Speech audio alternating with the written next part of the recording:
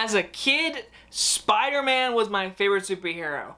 But my favorite superhero film slash animated film to like punch things and get excited as a little kid was this movie right here. The Incredibles. Released in 2004, Brad Bird, the director of The Iron Giant and future of Mission Impossible Ghost Protocol, Brad Bird is one of those directors, which I wish he would make more movies, but we get what we get, and in 2004, he probably made his best movie besides Mission Impossible and The Incredibles 2. The main plot to The Incredibles is about Mr. Incredible. He was incredible, and then basically he got sued, and now he's decided to marry Holly Hunter, Mrs. Elastigirl, and he has a family, a daughter who can turn invisible, a little boy who can run really fast, and a baby whose powers haven't came through just quite yet. But anyways, Mr. Incredible is called upon to do a mission. He's excited to get out of the house, get out of his boring ass job, go and be Mr. Incredible again. Turns out to be a trap, and now the family must rescue him and defeat our new villain, Jason Lee. Seeing the bright colors, seeing the superhero action scenes, seeing this big epic third act, I mean, the movie holds up very well. And for crying out loud, it was in the early process of superhero movies. At this time period, all superhero movies were Spider-Man and the X-Men, basically. And this movie was an animated Fantastic Four, basically. I mean, it really is just like Fantastic Four, just animated and a lot better than the other movies that we have gotten from those series. But this movie, what makes it so good is our characters. Once again, Pixar is nailing these characters.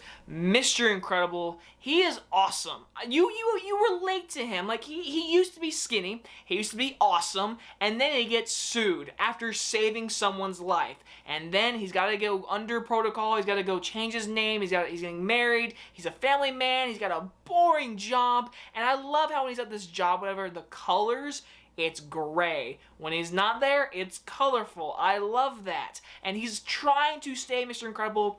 He'll go with Friezo, Samuel Jackson, and he'll save people from fires and stuff like that. By the way, I'm going to say that my only critique scene is that scene. I know it's supposed to show him like saving the day whenever he's still trying to get that urge, whatever. But rewatching this movie, it didn't feel necessary. Like, it didn't feel like we had to have him still wear a mask or anything. I don't know. For me, that was my only little issue. Besides that, like I said, the characters are awesome. The action scenes are awesome.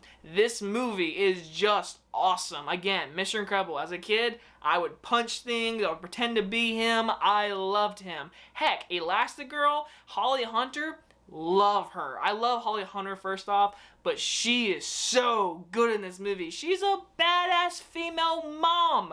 Who doesn't love that? And yes, to all my guy friends and all those guys out there, yes, she is pretty hot, and she's got a nice butt. But anyways, Holly Hunter as Mrs. Incredible / Elastigirl, she's awesome. I love her powers, love stretching abilities. It's always really cool to see. And I love the scene where she's sneaking into the facility, and she's got her arm stuck between like 3 doors, and a bunch of guards walking around. They see her like leg sticking out. Like, I love that scene. It's so good, because Brad Bird does an amazing directing job. He also wrote this movie, and he does a voice that is just, I love it. I can never remember her name, but she designs the suits for Mr. Incredible and the entire family. But he talks like this, and he's oh baby, I'm here. I'm gonna get you a suit. No capes. Like, I love that. I love that Brad Bird does the voice for this designer. I love that little Easter egg. If anyone knows, hey, that's Brad Bird. And like I said, the family, it's got a good family vibe. You got Dash, the little kid who runs really fast, and he wants to join the race, whatever, but they're like, you're gonna cheat, you can run super duper fast. You can't do that. I love that little storyline. The daughter, though, is the one that can turn invisible. She's dealing with boys and stuff, but that's really it. She kind of got that, like, dark, gothic look to her, but she's also really nice, whatever. But again, all she is trying to talk to a boy, and she'll turn invisible and stuff. Her storyline's very much, like, cliche, if you could say, basically. And then we got Jack the baby. Jack's great. If you've ever seen the mini shorts that aren't part of this movie, they're great. Look them up on YouTube, the mini shorts for the first Incredibles. Yes, Jack has a great scene in the sequel, obviously, with the raccoon, but this one, classic Jack from the Incredibles. And like I said, this family, when they're together, which only is like in the beginning for that dinner scene, and at the very end when the big action scene happens, they have to defeat Jason Lee, which, by the way, I like Jason Lee. I really do. I actually think I might like the villain in the second one a little bit more. I don't know. I just like the ability in the second one, even though it's like a lot of flashing lights and stuff like that. Second one is more predictable and stuff. But this one, I mean, I like Jason Lee as the villain. I mean, he's the kid who was trying to help Mr. Incredible in the very beginning. He doesn't let him help. Now he wants revenge. Cliche-ish, but I like Jason Lee. It's got a good backstory to it. And he's a pretty solid villain. He's very heartless, kind of. He treats his assistant girlfriend like crap the entire movie, and then when he does finally get Mr. Incredible, he like puts him in like air bubble things, and it's like pressuring him. As a kid, I'm claustrophobic.